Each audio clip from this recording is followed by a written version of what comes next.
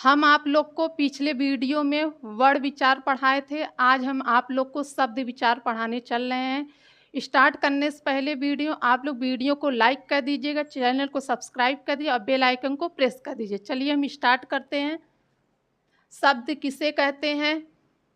शब्द किसे कहते हैं? वर्णों या अक्षरों से बना ऐसा स्वतंत्र समूह जिसका कोई अर्थ हो, वह समूह शब्द कहलाता है। जैसे यहाँ पे क्या, वो वर्णों या अक्षरों से मिलके जो शब्द बनते हैं उसका कोई अर्थ निकले, उसको क्या बोलते हैं? शब्द बोलते हैं। जैसे विद्यालय, लड़का, पेन, कमल आदि। अब ये सब क्या है? ये सब शब्द हैं। अब इसके अर्थ निकल रहे हैं कि नहीं? क्योंकि ये देखिए, विद्यालय पता ही चल रहा है, विद्यालय स्कूल। लड़का कोई बच्चे की बात हो रही है, पेन मतलब कलम की बात हो रही है, और कलम, ये कलम लिखा है तो ये भी कलम की ही बात हो रही है।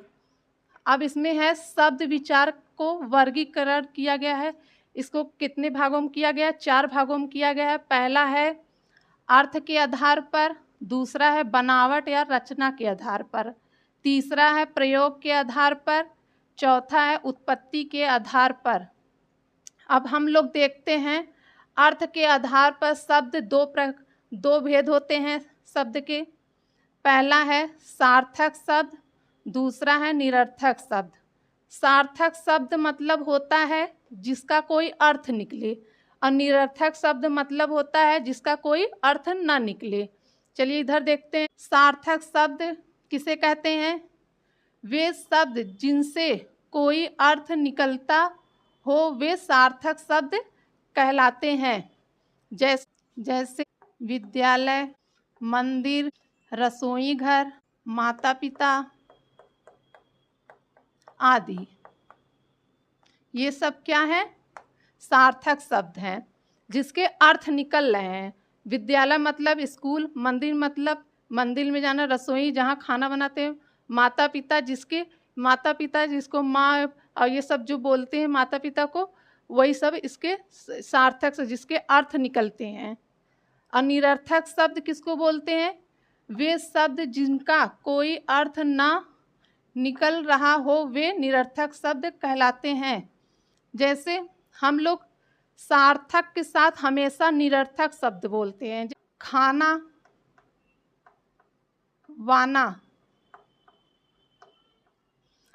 खाना क्या हुआ? हम लोग का सार्थक शब्द है, इसका कोई अर्थ है। अब वाना क्या है? वानक तो कोई अर्थ नहीं होता है, तो ये क्या हुआ? निरर्थक। पानी, वानी। अब पानी तो बोल दिए, वानी क्या होता है पता नहीं, इसका कोई अर्थ नहीं निकल रहा है, तो ये निरर्थक शब्द हुआ। अब है रोटी, रोटी का अर्थ है, और ओटी, सब लोग रोटी के साथ ओटी बोलते हैं ना, तो रोटी, ओटी, इस तरह जो सब बोलते हैं ये सब निरर्थक शब्द हैं, और इसके साथ सार्थक शब्द रहते हैं। रचना के आधार पर शब्द के 3 भेद होते हैं। पहला है रूढ़ शब्द, दूसरा है यौगिक शब्द, तीसरा है योग्य रूढ़ शब्द। पहला रूढ़ शब्द, जो शब्द हमेशा किसी विशेष अर्थ को प्रकट करते हो तथा उनके खंड करने पर कोई अर्थ ना निकले, उन्हें रूढ़ शब्द कहते हैं। रूढ़ शब्द मतलब जैसे कोई एक हम शब्द ले लें, जैसे घर। अब घर एक, ये क्या है? यहाँ पे बोला गया है ना विशेष। अब विशेष अर्थ तो निकल रहा है घर। अब इसको हम यहाँ पे लिखा गया है खंड करने पे, कोई अर्थ निकल रहा है कि नहीं? अब इसको हम खंड करें घर को, घ प्लस र। अब ये घ का कोई अर्थ निकल रहा है? नहीं निकल रहा है। और र का भी नहीं निकल रहा है, तो इस तरह होगा काम। अब काम, ये काम है, अब इसको भी खंड कर, का प्लस मा। अब इसके का प्लस मा, का कोई अर्थ निकल रहा है? नहीं निकल रहा है। और माँ का नहीं निकल रहा। ये सब जो होते हैं रूढ़ शब्द होते हैं। कमल, अब इसको भी अलग कर लीजिए। क प्लस म प्लस ल। अब इसको खंड हम कर दिए हैं। अब इसको क को इसका अर्थ नहीं निकलेगा, माँ का भी अर्थ नहीं निकलेगा और ला का भी अर्थ नहीं निकलेगा। तो ये सब क्या हुए? रूढ़ शब्द। अब दूसरा है यौगिक शब्द। यौगिक शब्द किसे कहते हैं? ऐसे शब्द जो किन्हीं दो सार्थक शब्दों के मेल से बनते हैं उन्हें यौगिक शब्द कहते हैं। यौगिक शब्द कहते हैं। अब इसमें एग्जाम्पल, इसमें क्या कहा गया है? सार्थक शब्द। ऐसे शब्द जो दोनों को अलग करने पे दोनों का अर्थ निकले उसको सार्थक शब्द बोलते हैं। जैसे रसोई घर, टिकट घर, रेलगाड़ी। अब इसमें इसको रसोई और घर को अलग करेंगे, दोनों का अर्थ निकल रहा है ना, तो ये होंगे यौगिक शब्द होंगे। और टिकट घर, जहाँ से टिकट लेते हैं वो घर उसको बोलते हैं टिकट घर।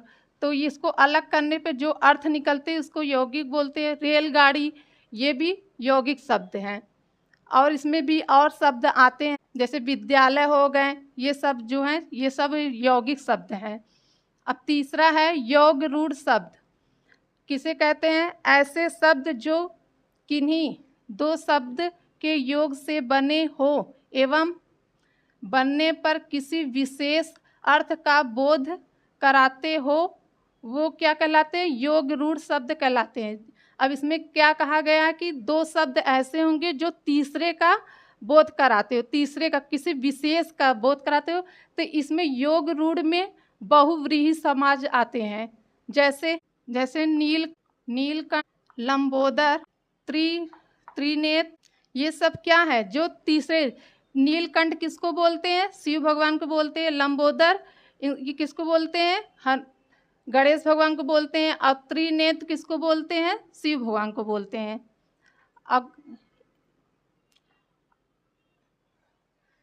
अब हैं प्रयोग के आधार पर शब्द के दो भेद होते हैं। पहला है विकारी शब्द, दूसरा है अविकारी शब्द। विकारी शब्द जो परिवर्तन हो जाए, किसी चीज़ में परिवर्तन हो जाए। अविकारी शब्द जो परिवर्तन न हो। चलिए देखते हैं नीचे। विकारी शब्द किसे कहते हैं?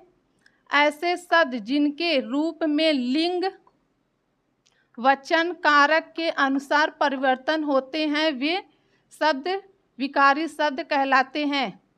विकारी शब्द के 4 प्रकार होते हैं। इसके भी 4 प्रकार होते हैं। विकारी शब्द के कौन कौन से होते हैं?